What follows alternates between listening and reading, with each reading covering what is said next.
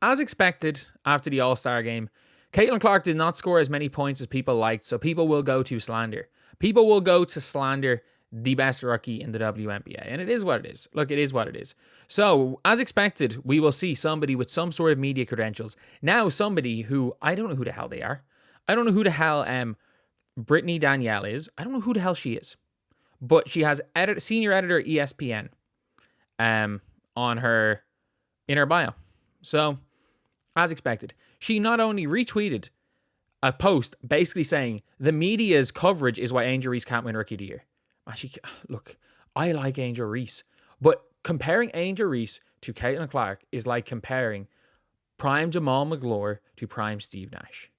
Like, she's a hell of a rookie. Caitlin Clark is one of the 5 best players in the world right now. And for everyone being like, the amount of people now that are like, oh, the biggest snub is Arike. And Arike is the biggest shot chucker in the WNBA. Look, she was unbelievable last night. And Arike does Arike things. For better or for worse, Arike does Arike things on the floor. But, like, she had 9 assists in her first 12 minutes on the floor. Let's not try to belittle that because she missed a couple of deep threes. But before we get on to, if you guys are new to the channel, subscribe. We are on 24.5k. If we could hit 24.6k by the end of the day, that would be incredible. But we got to just talk about it. Who was the player yesterday that was being full court guarded 94 feet? Who was the player that was being blitzed at half court? Who was the player that was being helped off, or that they were helping off Arike to double team? It was Caitlin Clark. And look, she wasn't this absolutely unbelievable player. She had fun. She had fun. She was throwing passes. Like, you've got Natasha Cloud out here hyping her up, but this ESPN writer is there quote tweeting stuff being like, Caitlin Clark did nothing. She only had 4 points. It's hilarious that people can work in sports and not understand sports. She had 4 points. She had 10 assists. Did she just not have enough rebounds for your liking, I guess? And then there was another tweet saying that, like, no, it was actually Angel Reese and Arike Gomboyle. At the end of the day, I've said yesterday, there were tears. Arike does Arike things for better or for worse. She is much better than Jewel Lloyd. Jewel Lloyd should not have been on Team USA. Arike is just a better version of Jewel Lloyd. But that is a spark plug player. Either for better or for worse. Look, her team is the last place in the WNBA. And her shot chucking is definitely a part of that. She is a shot chucker. Sometimes she's a shot maker. Other times she will shoot your team into a loss. But yesterday, the best player. Look, there's a hierarchy. It was the best player was Arike Gomboyle. Then there were 3 players in a second tier, which was Caitlin Clark, Angel Reese, Nneka Nwumeke, and then there was Alicia Gray, and the rest. Alicia Gray ran. Nneka Nwumeke kept him in the game early. But Caitlin Clark shot the ball badly. Cool. She set up everything. Like, I counted 6 hockey assists. She had 6 hockey assists. Heck, one of her turnovers was a hockey assist. Albeit, look, it was a bad pass. It was a bad pass that was saved out of bounds into a hockey assist. But they gave her a turnover where the other team did not touch the ball and her team scored in that possession. They gave her another turnover on a shot clock violation, which is not a turnover by any stretch of the rules. It was literally just mistakes by the scorekeepers. It was mistakes by the scorekeepers. And they're not going to go over it in an exhibition game and change it. But if that was in an actual game, both of those turnovers would have been struck off. Like, when the stats actually matters for stuff. Both those turnovers would have been got rid of. She had 10 assists and no turnovers. Can we just talk about how crazy that is? Like, that was unbelievable. At one stage, until the end of the game, where, look, the Team USA were down 20 and they just fought their way back in. She was leading the team in plus minus. When she came on at the end of that game for 2 minutes, up to that point, she was leading the team plus minus. And look, I don't think plus minus means everything either. But if we're going to praise certain players for plus minus, we got to praise Caitlin Clark for leading her team plus minus. Look, she is right now a pretty good scorer. If you want to say she is anything other than the best passer in the game and probably the best passer the WNBA has ever seen, you're wrong. Caitlin Clark is the best passer the WNBA has ever seen. And I don't think it's particularly close.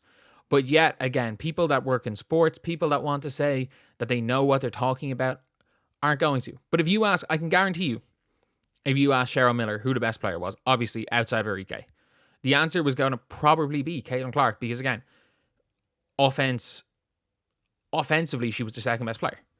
Didn't score that well, but like, we've seen situations where people score low points that are seen as high on offense.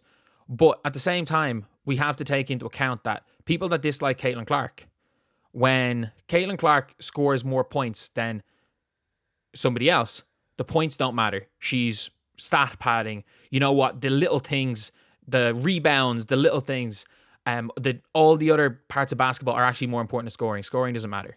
But now when Caitlin Clark's scoring is down and she locked up on defense yesterday. She took the pressure, the full court pressure. That USA team was exhausted, mostly trying to guard Caitlin. She takes that pressure and makes the game easier for everybody else. Look, there's a reason why every single team in this league wants her. There's a reason why half the players are trying to convince them to their teams. No one wants to go to Indiana. But every player in this league would realistically want to play with Caitlin Clark because it just makes their life easier. And look, it's not saying that, because you can't, when this is the argument, because this anti-Caitlin Clark argument is all for people that aren't even talking about basketball. They just dislike Caitlin Clark because they dislike Caitlin Clark. They don't even dislike Caitlin Clark. They just dislike the idea of Caitlin Clark. No one dislikes the player of Caitlin Clark. And then the worst part is that these people don't even like the player Angel Reese. They like the idea of Angel Reese. They will hype up stuff for no reason. And then the stuff Angel Reese is actually good at, they won't talk about. So they don't actually know the sport of basketball. These are people that look at Caitlin Clark and look at Angel Reese, and their opinion is made by that. And they will watch a box score. They didn't even watch the game. Albeit, again, Arike was by far the best player. No one's ever going to question that. But we're now seeing this in sports where it no longer becomes about sports. Whereas Caitlin Clark's biggest strength is her passing. She is the best passer in the history already. And when she's passing at a historic rate, now the fact that when she was scoring really, really well at the start of the year, and she had a bit of a spell kind of where her team actually wasn't doing great, where she had 2 30-point games out of 4. She was actually starting to do really well. Scoring wise, she had averaged 20 points. Heck, she averaged over 20 points this month. It becomes, the scoring doesn't matter. And then these people move the goalposts when Caitlin Clark is going through a bit of a shooting slump. And while she's going through a shooting slump, she's attacking the basket at an elite rate for a guard. Other than Kennedy Carter, she's been going to the basket better than any other guard in the WNBA the last month. They're going to move the goalpost. And now she can average 20 points on pretty decent efficiency true shooting wise, 57% true shooting, but it doesn't matter because she shoots a low percentage from 3. And now it's in an all-star game where she shoots a bunch of deep threes to try to get the crowd involved and hype them up while soaking up the pressure for the entire team and being a major factor in their win. Was she the best player in the court? No, Arike deserved the finals or the all-star MVP. But up until the point where Arike just went ham, halfway through the second quarter, Caitlin Clark was the best player on Team WNBA.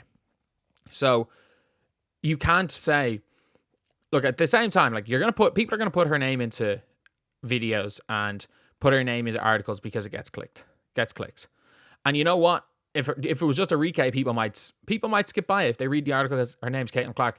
Even if the article's talking about all the players in Arike, is that not what people wanted? Is that not what people wanted as well?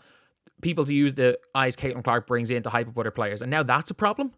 It just seems like no matter what happens, Caitlin Clark bad is the rhetoric from some people in sports media. It's an absolute joke, and the reality is, I've said it plenty of times, the best case scenario happened at All-Star Weekend.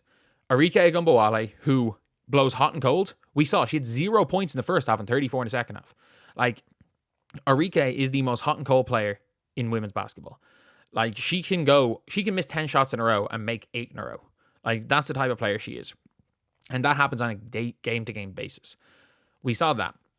We saw the Angel Reese double-double. We saw Caitlin Clark set the rookie assist record, but also not set the overall assist record so she can go break it next year. We saw Caitlin Clark saying, no, don't put me back in the game breaks record. Let Arike cook. We saw Team USA lose. We saw Cheryl Miller, the videos of her coaching all going viral. It was the perfect game. And the reality is people want to tear down some parts of the game because, I don't know, people are hyping up who was the second or maybe third best player on their team tonight. Like, if you want to say the second best player was Neka, you want to say the second best player was Angel Reese or Caitlin Clark, at the end of the day, the three of them all have their arguments for the second best player. And then Arike is obviously getting her flowers because more people watch this game than any other All-Star game ever. Like, heck, she actually got a proper trophy and not the little one Kelsey Plum had. But anyway, that's the video. Thank you guys for watching. Please like, comment, and subscribe.